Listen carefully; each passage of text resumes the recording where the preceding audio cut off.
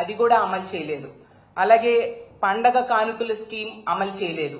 దీపంలో సగం అమలు చేయలేదు. ఇన్ని స్కీములు ఇస్తామని చెప్పి అమలు చేయలేదు సరికదా ఇప్పుడు మహిళల పేరుతో ఇస్తామన్న ఒక పెద్ద పథకానికి స్కామ్ గా మార్చేశారు.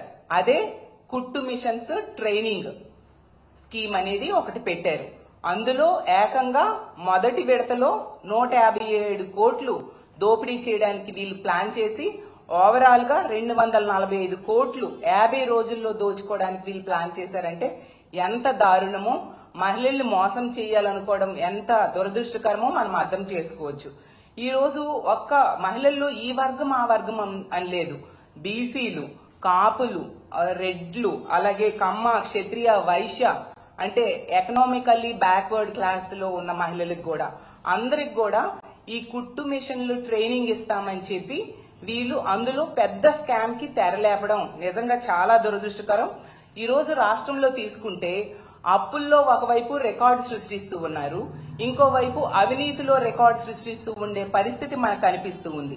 అసలు అక్షర క్రమంలో ఆంధ్రప్రదేశ్ నంబర్ 1 స్థానంలో ఉంది.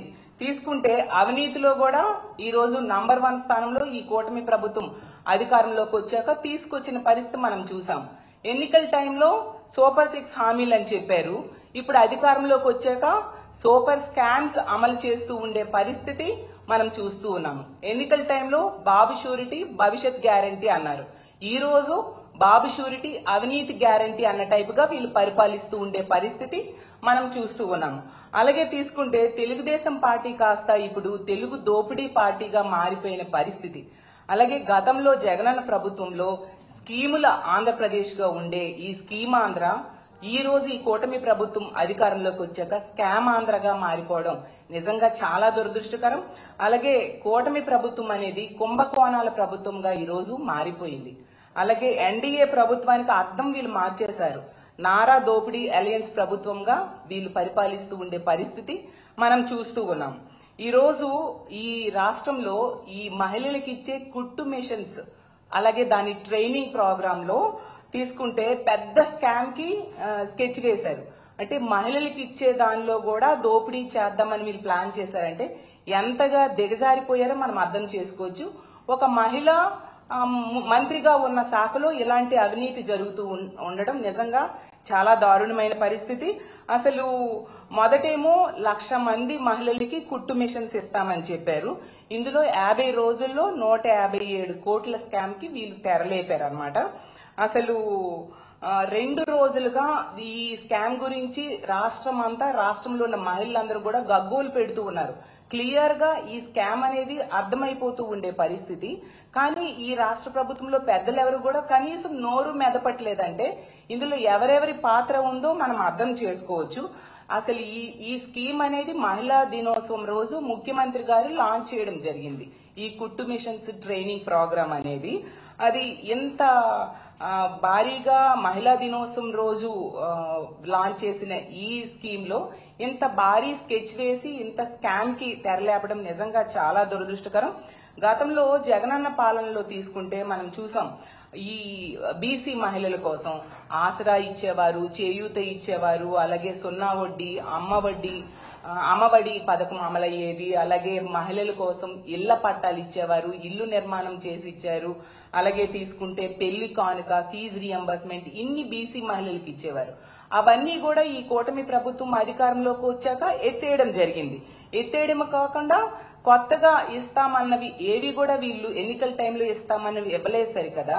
ఈ మహిళల ట్రైనింగ్ కుట్టు మిషన్ల ట్రైనింగ్ లో ఎంత స్కామ్ చేయడం అంటే నిజంగా వీళ్ళు ఎంత మహిళా వ్యతిరేక ప్రభుత్వమో మనం అర్థం చేసుకోవచ్చు. అలాగే అప్పుడు గతంలో జగనన్న ప్రభుత్వంలో ఈ ఈబీసీ నేస్తమని ఎకనామికల్లీ బ్యాక్వర్డ్ క్లాసెస్ కోసం ఒక పథకం పెట్టి వాళ్ళకి ఆర్థికంగా తోడ్పాటును అందించి వాళ్ళకి స్వయం ఉపాధి అవకాశాలను ఆ రోజు జగన్మోహన్ రెడ్డి గారు కల్పించడం జరిగింది. ఈ రోజు తీసుకుంటే ఆ పథకాన్ని ఎత్తేసారు సరికదా. ఆ మహిళలకు ఇచ్చే ఈ కుట్టు మిషన్స్ అలాగే ట్రైనింగ్ ప్రోగ్రామ్ లో ఇంత భారీ స్కామ్ కి తెరలోపడం అంటే నిజంగా ఎంత మోసం చేయడం మహిళలకి మనం అర్థం చేసుకోవచ్చు.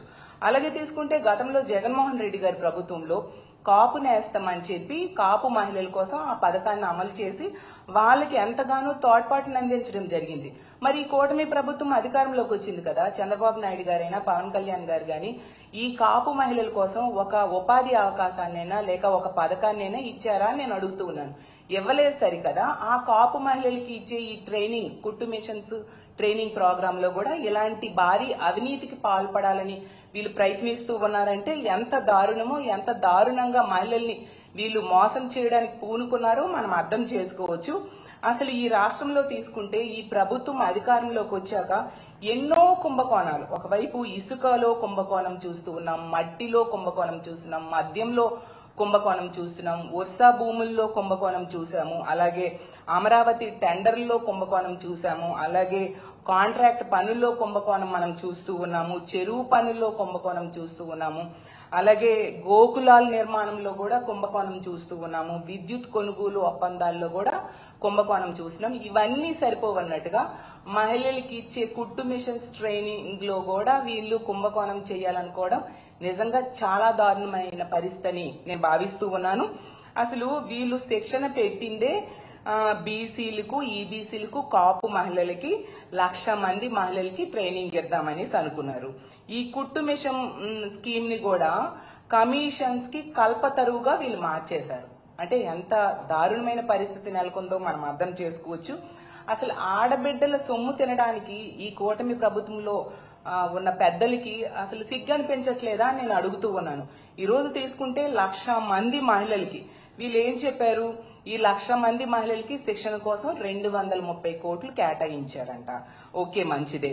అసలు కుట్టు మిషన్ కి అవుతుంది, ఒక కుట్టు మిషన్ కి 4,000, సుమారుగా చెప్తున్నా 4,300 కోట్లు, ట్రైనింగ్ కోసం 3,000 రూపాయలు, అలాగే కుట్టు మిషన్, ఒక కుట్టు మిషన్ 4,300 రూపాయలు, అంటే టోటల్ గా తీసుకుంటే 7,300 రూపాయలు. కానీ ఈ కుట్టు మిషన్ ట్రైనింగ్ ప్రోగ్రామ్ కి ఒక్కొక్క లబ్ధిదారులకి వీళ్ళు కేటాయించింది 23,000. ఆ 23,000లో 7,300 రూపాయలు తీసేస్తే 15,700 రూపాయలు మిగులుతుంది. ఈ 15,700 రూపాయలు ఎవరి జోబుల్లోకి వెళ్ళబోతుంది అని నేను అడుగుతూ ఉన్నాను. అంటే 7,300 రూపాయలు, సుమారుగా 1,000 రూపాయలు అటు ఇటులో సరిపోయే అమౌంట్ ని వీళ్ళు అంత ఎక్కువ అమౌంట్ కి కోట్ చేసి ఎందుకు ఇచ్చారు? ఎంత క్లియర్ గా స్కామ్ అనేది ఈ రాష్ట్రంలో ఉన్న ప్రతి ఒక్కరికి కూడా అర్థమవుతూ ఉండే పరిస్థితి. ఈ రోజు తీసుకుంటే ఈ శిక్షణ పేరుతో 50 రోజుల్లోనే ఈ మొదటి విడతలో 157 కోట్లు దోచుకోవడానికి వీళ్ళు ప్లాన్ చేయడం జరిగింది. అసలు టెండర్ నిబంధనల ప్రకారం బీసీ, ఈడబ్ల్యూఎస్, కాపు మహిళలకి టైలరింగ్ శిక్షణ కోసం అయితే ప్రారంభమైన 15 రోజులకి 33% విడుదల చేయాలి.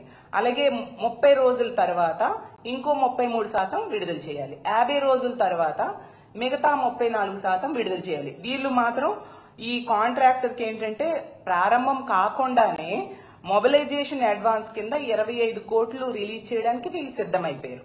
అప్పుడే మనకు అర్థమవుతుంది ఎలా లబ్ధి చేకూర్చడానికి, కాంట్రాక్టర్ కి ఏ విధంగా లబ్ధి చేకూర్చడానికి వీళ్ళు ప్రయత్నిస్తున్నారు అనే విషయం మనకు అర్థమవుతుంది.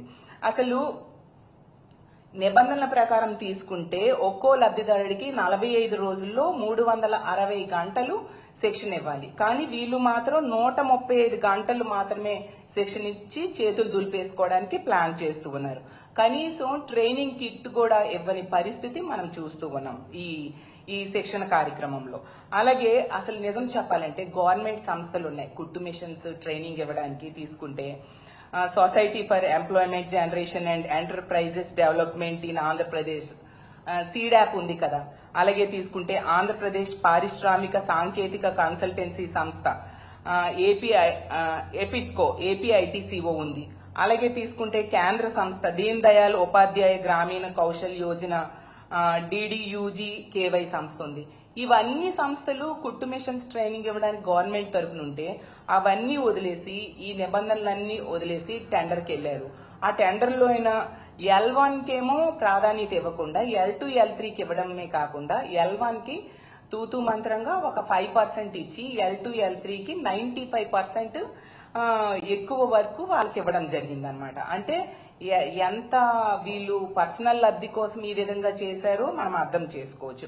వాళ్ళు కూడా టీడీపీ ప్రజాప్రతినిధుల బెనామీలకు, వాళ్ళ మనుషులకు చెందిన సంస్థలకు ఈ టెండర్స్ కేటాయించడం జరిగింది.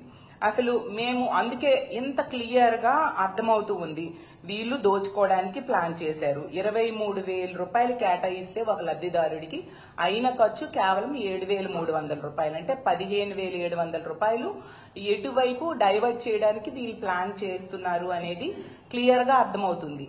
కాబట్టి ఇంత చిన్న విషయము రాష్ట్రంలో ఉన్న ప్రతి ఒక్కరికి అర్థమవుతున్న విషయం ఈ ప్రభుత్వ పెద్దలకి అర్థం కావట్లేదా, అర్థమయ్యి అర్థం కానట్టుగా ఎవరి లబ్ధి కోసం ఏమీ మాట్లాడకుండా వీళ్ళు ఉన్నారు. దీన్ని మేము తీవ్రంగా వ్యతిరేకిస్తూ ఉన్నాము. మా వైఎస్ఆర్ కాంగ్రెస్ పార్టీ తరఫున మేము డిమాండ్ చేస్తూ ఉన్నాము, దీని మీద ఏసీబీ కేసు పెట్టాలి, విచారణ చేయాలి. అసలు